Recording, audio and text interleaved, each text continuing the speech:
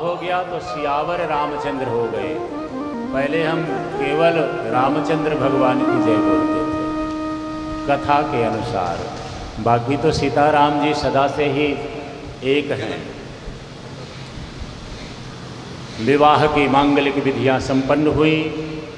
जनक जी के छोटे भाई, उनकी 3 बेटियां, तीनों राजकुमार लक्ष्मण जी, भरत जी, शत्रुघ्न जी के साथ विवाहित हुई। बहुत दिनों तक स्वागत सत्कार लेने के बाद आखिरकार चारों बेटियां, सीता जी, उनकी 3 बहनें विदाई लेकर के अयोध्या में पहुंचते हैं। 4 बहुएं महाराज दशरथ जी के महल में। सब आनंद है। अब विदाई का प्रसंग तो महाराज मैंने पार्वती जी का परसों ले लिया था। उस स्तर में, उस भूमिका में फिर से पहुंचाया जा सकता है, पर अभी सबका जो इंतजार है उधर चलते हैं। तो 4 बहुओं के साथ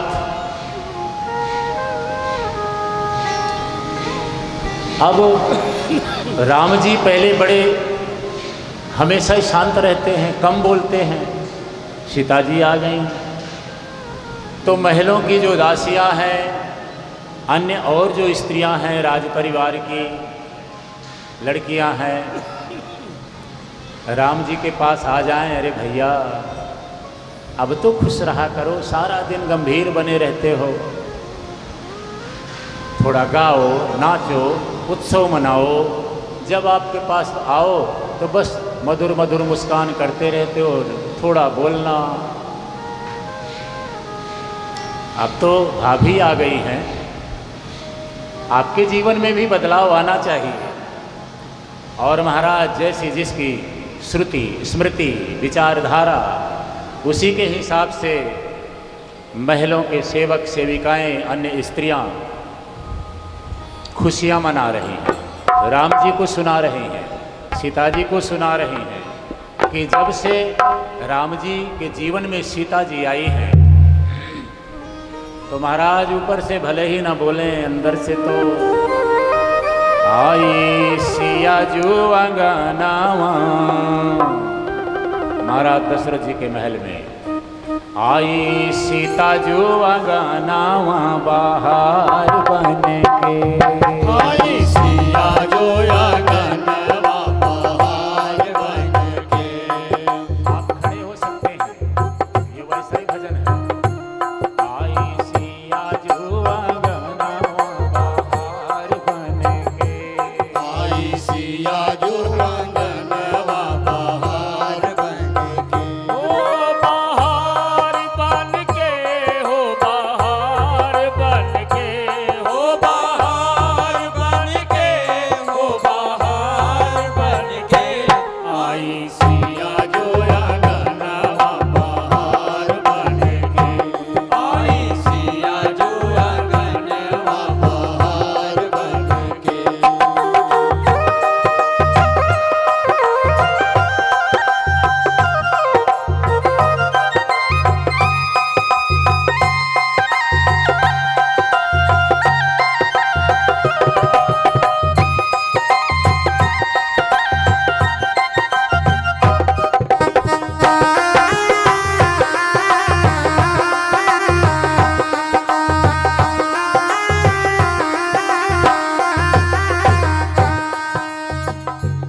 राजा जनक की दुलारी श्री राम जी की प्यारी। राजा जनक के दुलारे सिया राम जी के प्यारे। राजा जनक की दुलारी श्री राम जी की प्यारी। राजा जनक के दुलारे श्री राम जी के प्यारे।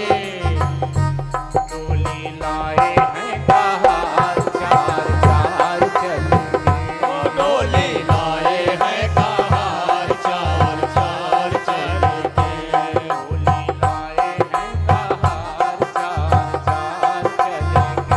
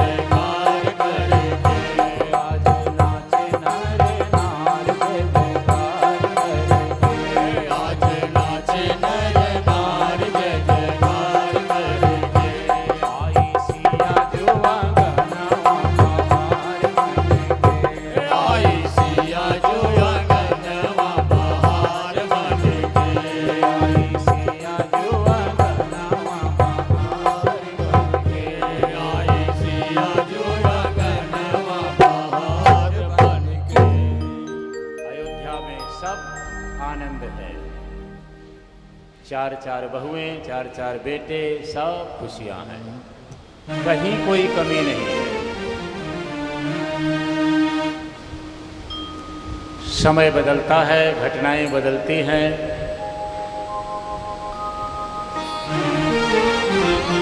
अभी तक अयोध्या के लोगों से कोई पूछता था कि महाराज आप महाराज दशरथ जी के नगर में रहते हैं, धर्म धुरंधर हैं, ज्ञानी हैं, भक्त हैं, आपकी सारी इच्छाएं पूरी हो गई होंगी। तो लोग कहते थे नहीं, हमारे महाराज जी के संतान नहीं है, संतान हो जाएं तो फिर तो सब बढ़िया है।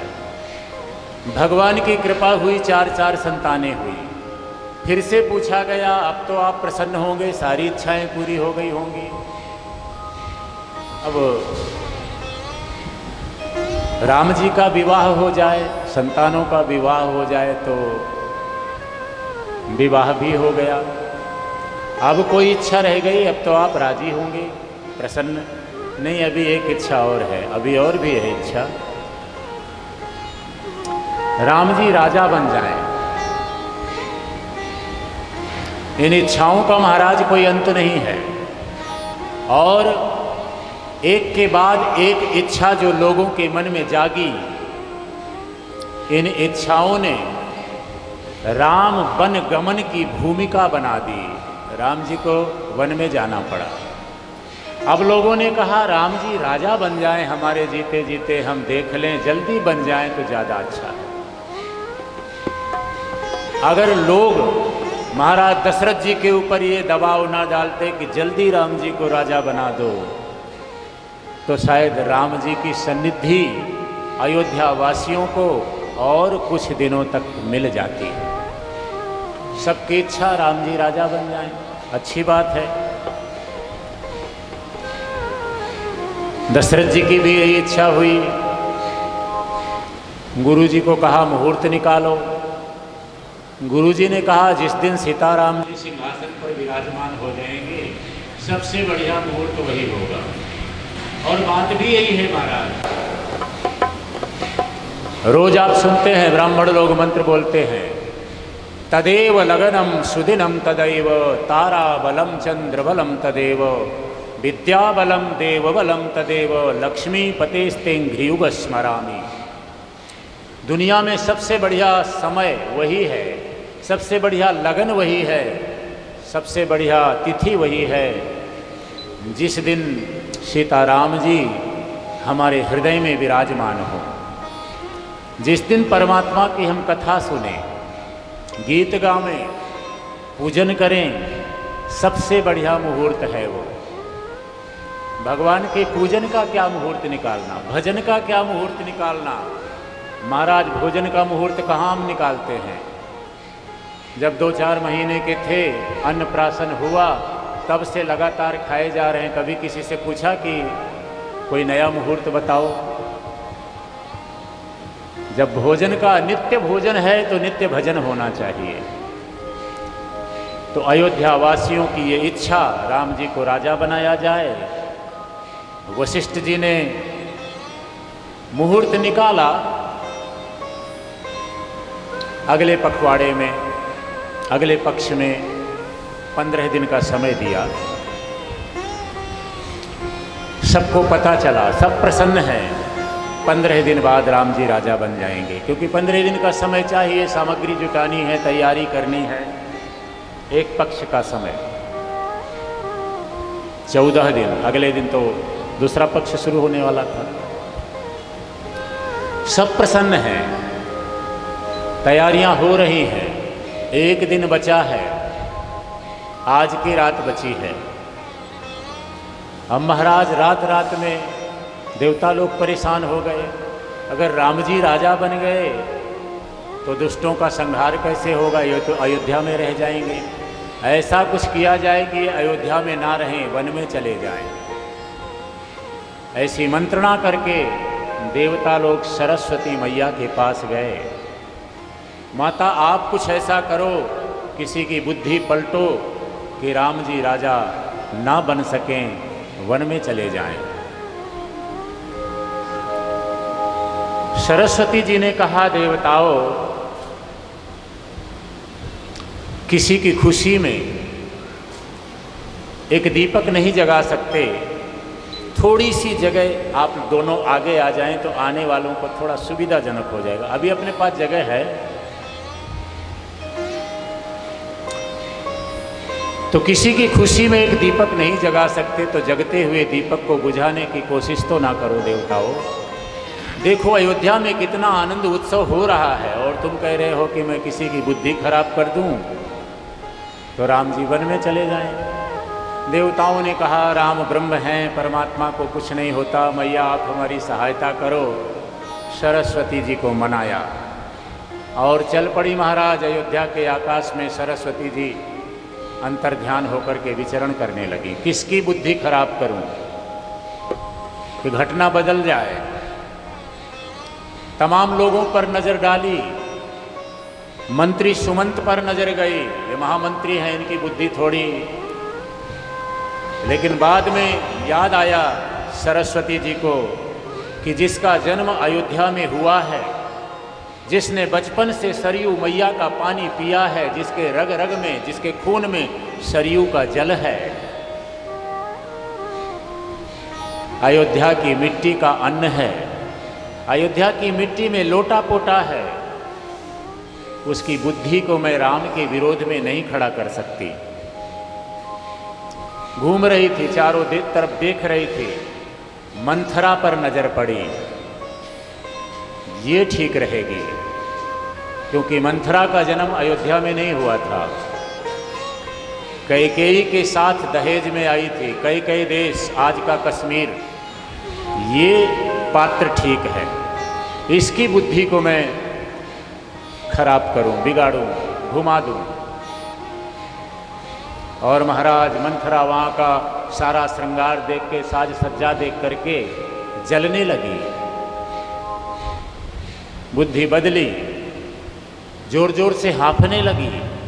ये क्या हो रहा है? लोगों से पूछ, क्या हो रहा है? अरे कल राम जी राजा बन जाएंगे, और क्या हो रहा है? बड़ी पीड़ा हुई उसको और हाँफती हुई महाराज कैकेयी के पास गई। कैकेयी ने कहा, तुझे क्या हुआ? बीमार है क्या? मेरे राम कुशल तो हैं। बोले, महारानी, राम के अलावा और कुशल किसी का है भी नहीं, बस राम ही कुशल से हैं। अरे तुझे क्या हुआ? ऐसा क्यों बोल रही है? और अंततः महाराज थोड़े शब्दों में कहें तो भरत जी जैसे परम संत की मां कैकेयी को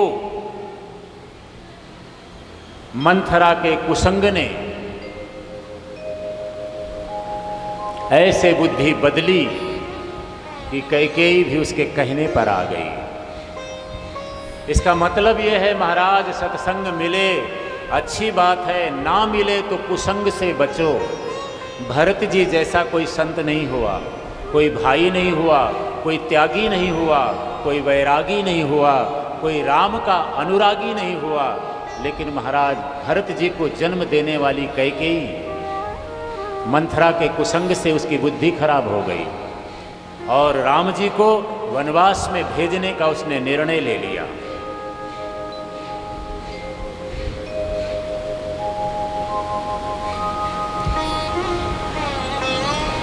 अंततः महाराज मंथरा ने दो वरदान मंथरा के कहने पर कैकेयी ने दो वरदान मांगे। राम जी को वनवास, भरत को राजगद्दी। परिणाम स्वरूप राम जी को वन में जाना पड़ा।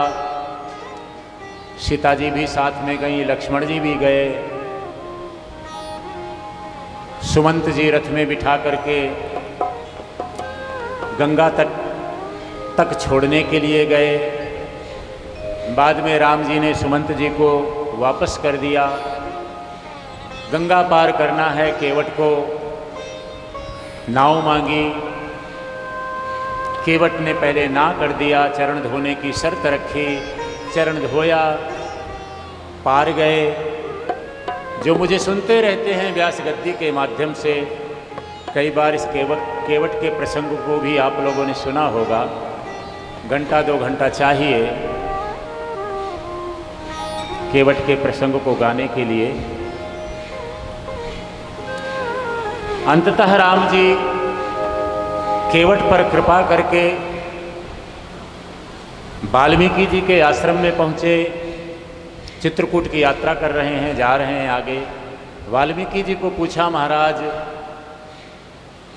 आप बताओ, मुझे 14 साल का वनवास मिला है, मैं कहाँ रहूं? वाल्मीकि जी को पूछा, मैं कहाँ रहूं प्रभु? वाल्मीकि जी ने कहा, राम जी सबसे पहले तो ये बताओ आप कि आप कहाँ नहीं हो। जहाँ आप ना हो तो मैं बता दूं कि वहाँ रहूं। परमात्मा तो घट घट में है। फिर भी आप पूछते हो तो पास में ही चित्रकूट है, वहाँ आप जाओ। देवताओं ने आपके लिए पहले से सारी तैयारी कर रखी है आपके रहने के लिए। राम जी आगे जाते हैं। वन में कोल भिल्ल वनवासी मिलते हैं और राम जी की सौंदर्य को देख करके, सीता जी को देख करके वो आपस में बात करते हैं। महाराज आप कौन हो, कहाँ से आए हो? आप जैसी सुंदरता हमने आज तक कभी नहीं देखी है। अपनी भाषा में वो राम जी से बात पूछती हैं वनवासी स्त्रियां, आप कहाँ से आए हो?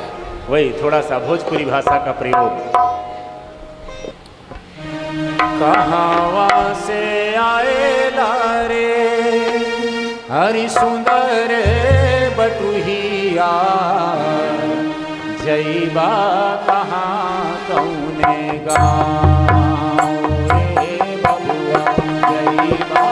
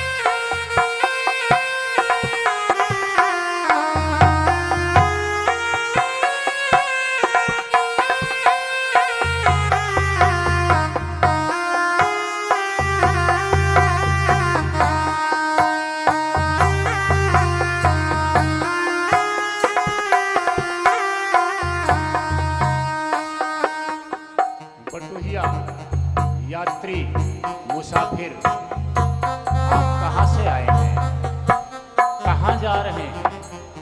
आप जैसी सुंदरता हमने जीवन में कभी, राम जी जैसा सुंदर कोई है ही नहीं महाराज। आप तीनों को देख करके जो बिजली है, जो बिजली का तेज है, वो भी फीका पड़ रहा है। तीनों का देख के लगावे है बिजुरिया, तीनों का देख के लगावे है बिजुलिया। ओ रउआ आपन बताए दीजो ना, हे रउआ आपन बता दीजो ना। महाराज आप कौन है, आपका नाम क्या है? तो राम जी अपना परिचय देते हैं। राजा दशरथ जी के हम हैं ललनावा, राजा दशरथ जी हम हैं ललनावा। माता कौशल्या के राम हे बबुनी, माता कौशल्या के राम हे बबुनी, माता कौशल्या के राम। भोजपुरी का शब्द है बबुआ। जैसे आप किसी को प्यार से ओ छोरा इन्हें आ, तो महाराज भोजपुरी में प्यार से किसी छोटे बच्चे को या बड़े भी बच्चे को, जिसको हम दुलार करते हैं, जिसको हम चाहते हैं, प्यार करते हैं, उसको बबुआ। बबूनी, बहन, छोरी, प्यारी, यह शब्द वो तो ठीक है। अच्छा, आप महाराज दशरथ जी के पुत्र श्री राम हैं, वो तो ठीक है, लेकिन अभी तो आपकी बहुत छोटी उम्र है। आप जंगल में क्यों जा रहे हैं? क्योंकि जंगल में महाराज तो चतुर्थ अवस्था में लोग भजन पाठ पूजा के लिए जाते हैं। तो तोहरा के अबही बारी रे उमरिया, तोहरा के अबही बारी है उमरिया, काहे को चलो वनवास हे बबुआ। तो आपकी छोटी उम्र है। तो राम जी का उत्तर देखिए, उनकी जगह महाराज हमारे जैसे कोई होता तो यही कहता, माँ बाप ने घर से निकाल दिया है, कहा है जंगल में रहो, तो जंगल में जा रहे हैं। पर राम जी की मर्यादा देखिए, जब पूछा आप जंगल में क्यों जा रहे हैं, तो साधु संतन की सेवा के खातिर, साधु संतन की सेवा के खातिर, हम तो चले वनवास हे बबुनी। हम तो चले वनवास हे बबुनी, हम तो चले वनवास।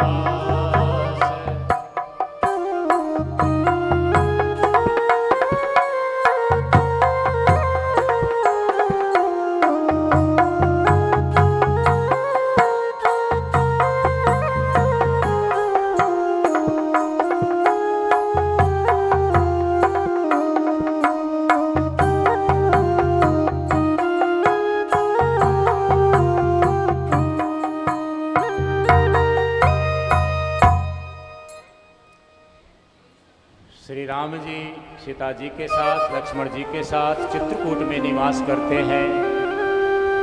अनेक ऋषि मुनियों के दुख को दूर किया, उपदेश दिया, साधु संतों का दर्शन किया। उसके बाद दक्षिण की यात्रा प्रारंभ करते हैं और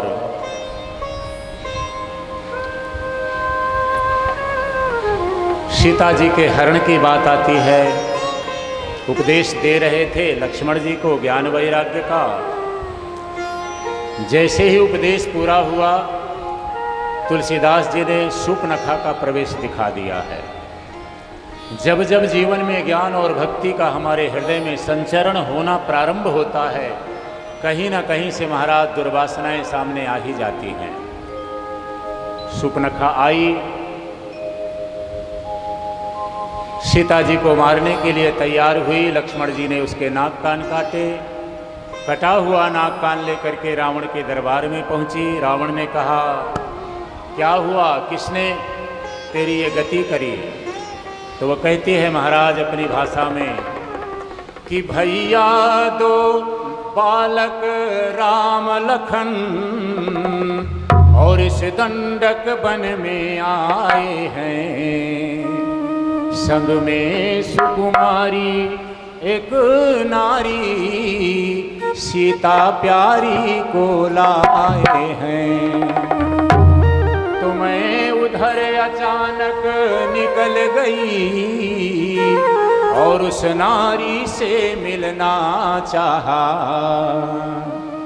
इतने में छोटे तपसी ने मुझसे कुछ छल करना चाहा। इसी को आप राधे श्याम तर्ज में, राधे श्याम रामायण एक आती है, तो बड़ा मीठा तर्ज है। तो मैं उधर अचानक निकल गई, उस नारी से मिलना चाहा। उस नारी से मिलना चाहा। उसने में छोटे तपसी ने मुझसे कुछ छल करना चाहा। इतने में छोटे तपसी ने मुझसे कुछ छल करना चाहा। इतने में छोटे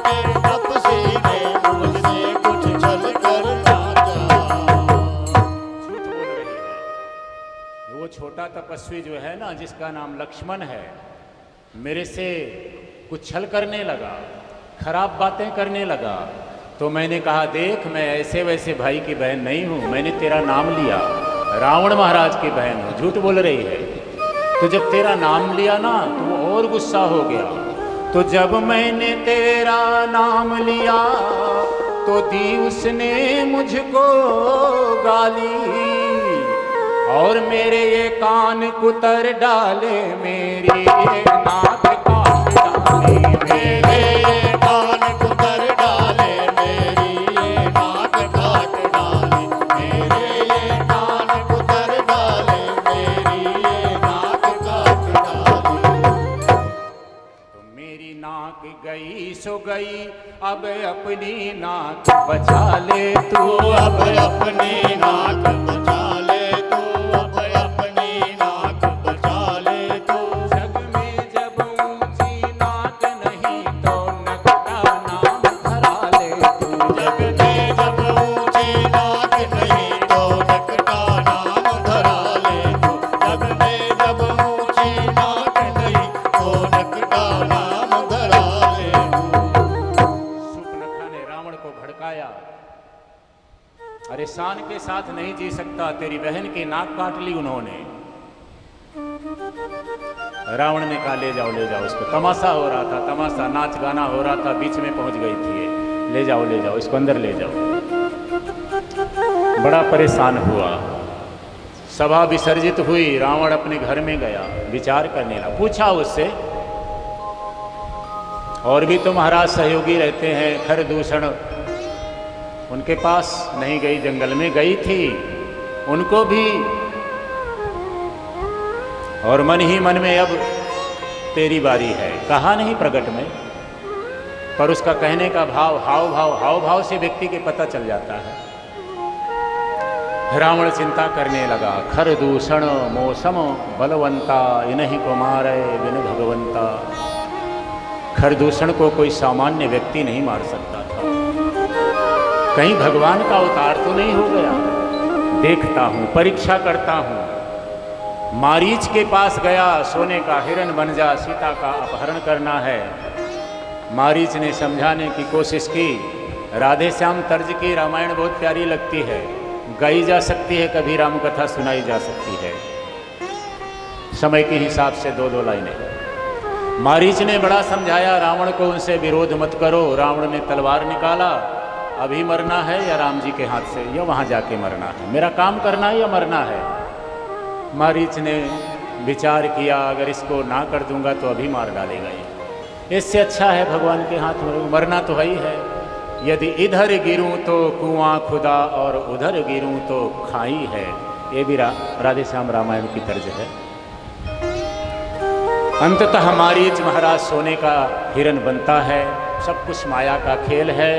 उससे पहले राम जी ने एक बार, लक्ष्मण जी जब वन में फूल पत्ते लेने गए थे, सीता जी को राम जी ने कहा कि तुम पावक महु करो प्रवासा, सीता तुम अग्नि में प्रवेश कर जाओ, मुझे राक्षसों का नाश करना है। अब देखो ये बड़े काम की बात है, आदमी कमियां ढूंढता रहता है। लोग कहते हैं राम जी ने सीता जी की अग्नि परीक्षा करी। अरे भाई नादान प्राणियों, जो चीज जहां रखी जाती है वहीं से तो प्राप्त होगी। राम जी ने सीता जी को कहा कि कुछ दिनों के लिए अग्नि में प्रवेश कर जाओ, ताकि मैं राक्षसों का संहार कर सकूं, उद्धार कर सकूं। अब अग्नि में सीता जी प्रवेश कर गईं, नकली सीता, छाया सीता बाहर रखा। अब रावण के यहाँ जो रही वो नकली सीता थी, छाया रूपी सीता थी। यहाँ सब कुछ माया का खेल है। ये मारीच भी असल में जो हिरण था वो भी नकली हिरण था, माया से बन करके आया था। रावण भी यहाँ नकली रूप बना करके आया था, सब कुछ नकली ही नकली चल रहा है। सीता भी असली नहीं है, मारीच भी, वो हिरण भी असली नहीं है, सोने का हिरण थोड़ी होता है। असंभवम हेम मृगस्य जन्मो तथापि रामो लुलुभे मृगाया। असंभव है सोने का हिरण, पर लोग कहते हैं सीता की परीक्षा, अग्नि परीक्षा की। अग्नि परीक्षा नहीं किया, चीज को यानी सीता जी को अग्नि में स्थापित कर दिया था। वहीं से उठा लिया, वहीं से प्रकट कर दिया। तो बस लोग इतना अग्नि परीक्षा करी, अरे मूर्ख पीछे तो जा थोड़ा। इंसान का स्वभाव है वो कमियां ढूंढेगा। और महाराज कथा में भी बड़ी सावधानी बरतनी पड़ती है। हम भी इंसान हैं आपके जैसे, कि कहीं कोई एक शब्द गलत निकल जाए तो महाराज सबके मोबाइल चालू हैं, कैमरा चालू है, पता नहीं क्या क्या, उसको लेकर के लोग पहुंच जाएंगे, ये आपने गलत बोल दिया। ठीक है, स्वीकार करते हैं जो भी है, लेकिन कुछ अच्छा बोला वो शायद पल्ले ना पड़े। तो राम जी ने सीता जी को कहा अग्नि में प्रवेश करो, अग्नि में प्रवेश किया। और महाराज सोने का हिरण बन करके मारीच आया, रावण साधु बन करके आया, सीता जी का नकली सीता जी का हरण हुआ। लेकिन लीला जो करनी है, लीला तो असली जैसे करनी है।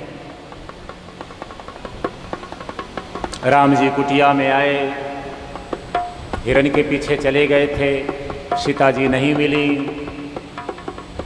मनुष्य जैसी लीला करते हुए सीता जी को ढूंढ रहे हैं। जटायु मिला, जिसको रावण ने घायल कर दिया था, जटायु ने बताया। आगे चले, शबरी मैया मिली, शबरी को नवधा भक्ति का उपदेश दिया राम जी ने। अनेक वर्षों से शबरी गुरु की आज्ञा मान करके राम जी का इंतजार कर रही थी। रोज महाराज कुटिया को बुहारती, स्वच्छ करती, ताजे फल लाती, क्या पता राम जी कब आ जाएं। नित्य इंतजार, नित्य प्रतीक्षा। हम तो महाराज 5 दिन सुंदरकांड का पाठ करें और कोई काम सिद्ध ना हो तो कहते हैं फालतू की बात है, बंद कर देते हैं।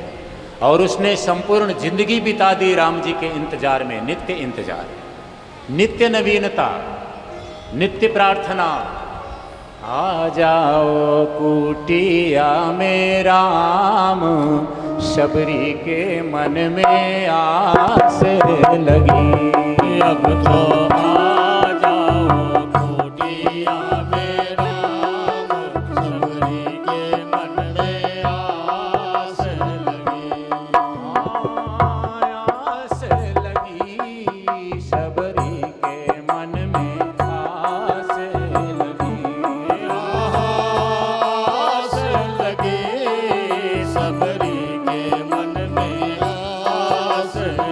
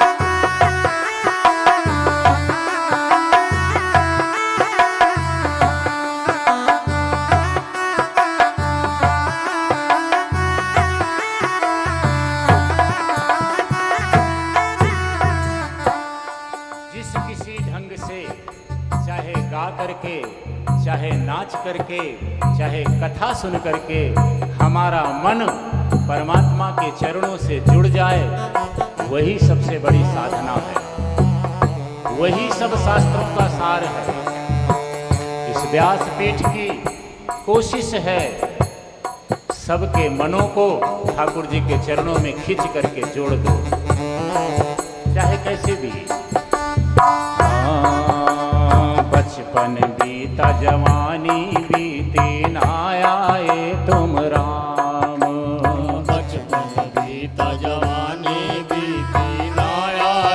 तुम राम। मार्ग देखत अखियां थक गई, आ जाओ अब भगवान, सबरी के मन में आस लगी। अब तो आ जाओ कुटिया में राम, सबरी के मन में आस लगी। आस लगी मन में आस लगी। आस लगी मन में आस लगी। अब तो आ जाओ कुटिया में राम, सबरी के मन में आस लगी। अब तो आ जाओ कुटिया में राम, सबरी के मन में आस लगी। जिनके मुंह बंद है ना, इस विनती में प्रार्थना भी वो भी खोल ले, काम आएगा। मैंने तो अपने गाने वाले अपने सपोर्टर बिठा रखे हैं, पर आप अपने अगर मुंह से गा लोगे, पुकार लोगे, विनती कर लोगे, तो जिंदगी की अनंत यात्रा में कहीं ना कहीं ये विनती, ये प्रार्थना काम आएगी। मुझे पता है आप सोच रहे होगे, महाराज खाने क्या वास्ते बुलायो है, पीसा के वास्ते खर्चा करा थे, गाँव में सुना, अच्छी बात है, पर अगर मुंह खोल लोगे, हमारे तो काम आ ही रहा है भाई, हमारे तो आम के आम गुठलियों के दाम हैं। मुंह हमारा है, वाणी हमारी है, चित्त हमारा है, हृदय हमारा है।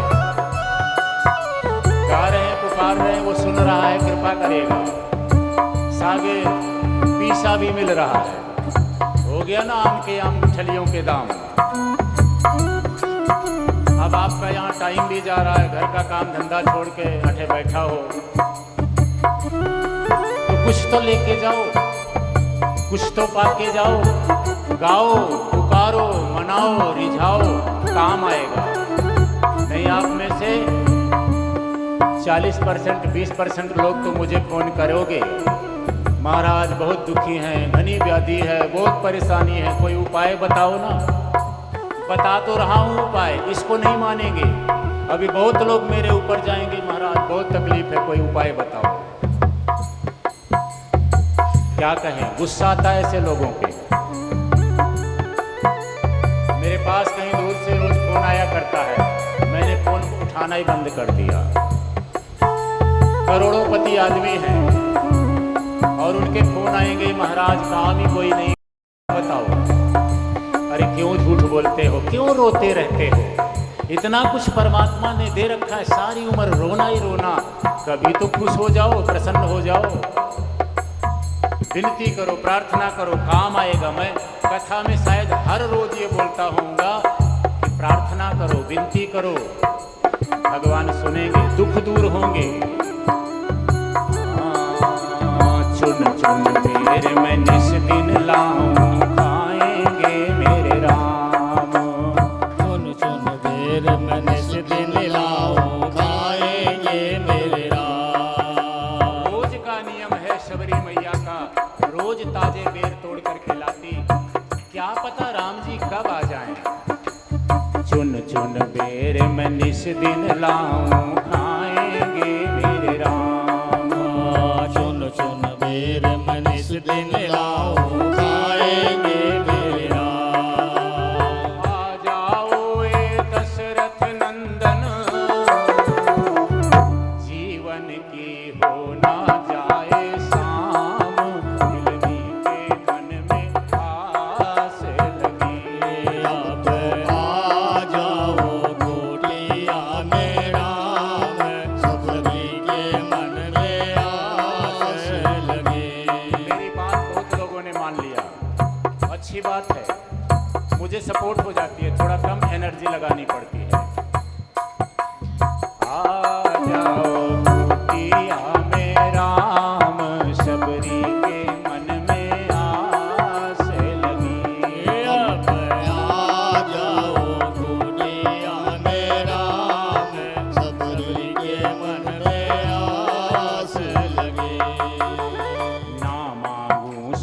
संपत्ति राघव ना मांगू धन धाम। अरे ना मांगो सुख संपत्ति राघव, ना मांगो धन धाम। हे मेरे राम जी, मुझे लगता है कि आप इसलिए नहीं आ रहे इस भीलनी के पास कि शायद ये कुछ मांगने न लग जाए। कुछ नहीं चाहिए महाराज, अगर मांगना होता मुझे तो मेरे गुरु इतने समर्थ थे कि मेरे लिए दूसरी सृष्टि की रचना कर देते। गुरु की कृपा है सबरी पर। गुरु जी ने कहा था इंतजार करना, एक दिन राम जी यहाँ चल कर के आएंगे, तुझे कहीं नहीं जाना है, तू यहीं रहना। तो मेरे गुरु में समर्थ थी, कुछ भी मांग सकती थी, वो दे सकते थे। मुझे कुछ नहीं चाहिए राम जी। फिर भी अगर इस शर्त के अनुसार कि कोई देवता जब किसी इंसान के सामने प्रकट होता है, आता है, तो जब तक उसको कोई वरदान नहीं दे देता तब तक वो वापस अपने लोक को नहीं जा सकता है। यदि ये बात सही है, आपको कुछ देना ही पड़े, तो एक विनती मैं जरूर करूंगी। हाँ, ना मांगू सुख संपत्ति राघव, ना मांगू धन धाम। ना मांगो सुख संपत्ति राघव, ना मांगो धन धाम। दे देना मुझको मेरे मालिक, चरणों की भक्ति ने से काम, भीलनी के मन में आस लगी। अब तो आ जाओ कुटिया में राम, सबरी के मन में आस लगे। आ जाओ कुटिया में राम, भीलनी के मन में आस लगी। आस लगी मन में, आस लगी। आस लगी मन में, आस लगी। अब तो आ जाओ कुटिया में राम, सबरी के मन में आस लगी। ऐसी प्रार्थना बना लो, कुछ क्षण को अपने मन को भीलनी में मिला दो, बन जाओ, उसी भाव में आ जाओ, उस पात्र को अपने अंदर घुसेड़ दो। मेरी कोशिश होती है जो पात्र, जिस पात्र की कथा गाई जाए उस पात्र में समा जाओ, वो पात्र बन करके पुकारो। अंततः राम जी ने सबरी मैया को नवधा भक्ति का उपदेश दिया। जब सबरी ने कहा महाराज मुझे ज्ञानी को भी कोई उपदेश दो, तो भक्ति की पहली सीढ़ी है महाराज, प्रथम भगति संतन कर संगा। नवधा भक्ति का उपदेश दिया। सबरी ने कहा थोड़ी देर रुको राम, अब आपका दर्शन हो गया, इसी इंतजार में मैं जी रही थी, योग बल से अपने शरीर को छोड़ दिया, राम जी के धाम में चली गई। राम जी ने सबरी मैया से पता पूछा था सीता जी की खोज के लिए, बताया था पास में ही सुग्रीव अपने मंत्रियों के साथ रह रहे हैं, आप वहाँ जाओ, सीता जी की खोज में सहायता करेंगे। हनुमान जी महाराज की कृपा से, माध्यम से राम जी में सुग्रीव जी में मित्रता हुई। सीता जी की खोज के लिए वानर सेना को भेजा। हनुमान जी महाराज खबर लेकर के आए सीता मैया की।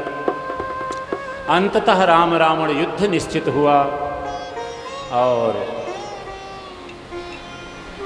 रावण की सेना का संहार, रावण का भी उद्धार।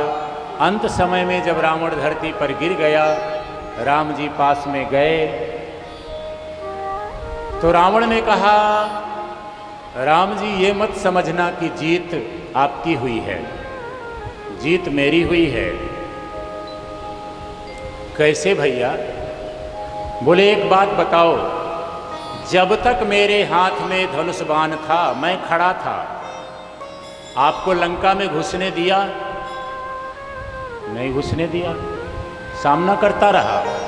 मेरे जीते जी आप लंका में नहीं घुस पाए, सही बात है, लेकिन आपके रहते रहते आपके सामने मैं आपके धाम में जा रहा हूँ, आपके घर में जा रहा हूँ, आपके लोक में जा रहा हूँ। रोक सकते हो तो रोको। तो बताओ जीत मेरी हुई कि आपकी हुई? बात भी सही है महाराज, ये भक्तों के अपने तर्क हैं, परंतु ये तर्क देने के लिए एक स्तर चाहिए, एक ऊंचाई चाहिए, एक भूमिका चाहिए, तब ऐसे हम बोल सकते हैं। रावण है कौन महाराज? भगवान का नित्य पार्षद ही तो है। रावण का उद्धार हुआ और फिर वही कहने में हम कहें कि सीता जी आई, अग्नि जलाई गई और सीता जी को अग्नि में से प्रकट किया गया। लोगों की भाषा में अग्नि परीक्षा की गई। रामायण में कहीं नहीं लिखा कि अग्नि परीक्षा हुई। आपको मिले तो हमें दिखाना कहाँ लिखा है। अग्नि में से प्रकट किया सीता जी को, अग्नि में ही छुपा दिया था, रख दिया था पहले। और पुष्पक विमान में बैठ करके 14 साल बाद राम जी अयोध्या में आए। 14 साल पुरानी इच्छाएं लोगों की जो अधूरी रह गई थी पूरी होने को हैं। सीताराम जी को मांगलिक स्नान कराया गया, गुरुजी आए, माताएं आईं, गुरुजी ने सिंहासन पर बिठाया, तिलक किया और लोगों की इच्छाएं पूरी हुई। सीताराम जी सिंहासन पर विराजमान हो गए। जब इच्छाएं पूरी होती हैं और हमारे भी हृदय सिंहासन पर सीताराम जी जिस दिन विराजेंगे, तो जैसे अयोध्या के लोग खुशियां मनाने लगे, आनंद उत्सव मनाने लगे, गाने लगे कि राम जी बने हैं आज राजा हमारी सीता महारानी।